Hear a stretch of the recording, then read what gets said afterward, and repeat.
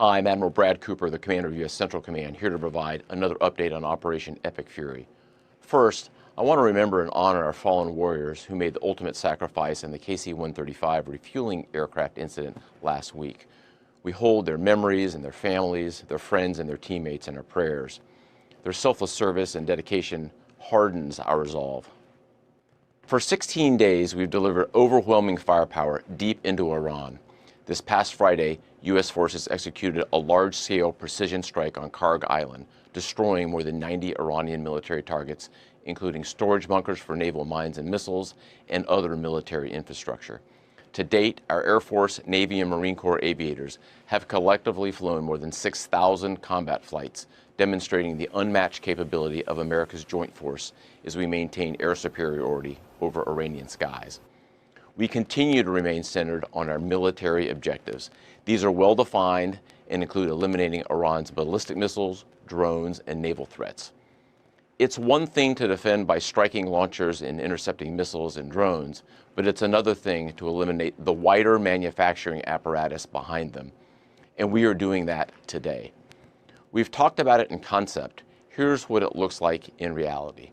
Let me show you, for the first time, a few examples of how we are dismantling Iran's defense industrial base, which will prevent threats to the region into the future.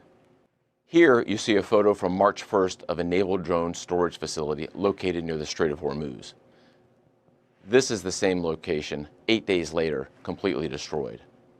Next, here's a photo taken of an attack drone production factory in Tehran on March 5th. Here's that same factory 6 days later after a devastating barrage of U.S. airstrikes. And finally, the Yazdi military depot, pictured here last month. These 8 buildings are part of the IRGC's missile command infrastructure and are used to produce light and heavyweight torpedoes. Now, here's that same military depot just last week, or what's left of it. U.S. and partner strikes are doing exactly what they are intended to do: deliver on very clear military objectives to eliminate Iran's ability to project power against Americans and against its neighbors. We're also zeroed in on dismantling Iran's decades-old threat to the free flow of commerce through the Strait of Hormuz. Through a combination of air, land, and maritime capabilities, we have successfully destroyed over 100 Iranian naval vessels, and we aren't done. We will continue to rapidly deplete Iran's ability to threaten freedom of navigation in and around the Strait of Hormuz. Our progress remains steady, and we remain vigilant against the enemy. Now, a few thoughts about Iran. Over the last 2 weeks, they have launched attacks on Oman, Saudi Arabia, Israel, Jordan, Cyprus, Turkey, Azerbaijan, the United Arab Emirates, Qatar, Iraq, Kuwait, and Bahrain. In each of these countries, they are deliberately attacking innocent civilians. They've done this more than 300 times, which demonstrates their true nature as a global leader of terror. In just the last few days, the Iranian regime launched a reckless attack against civilian neighborhoods in Tel Aviv with cluster bombs, an inherently indiscriminate type of munition. We join countries across the region in condemning this aggression, and we stand shoulder to shoulder with our partners in bolstering our own defenses. In sum, I will reinforce what I've said before. Iran's capabilities are declining as our capabilities and advantages continue to build.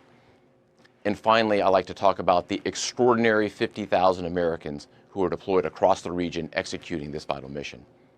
It's long been my belief that every success we have begins and ends with our people.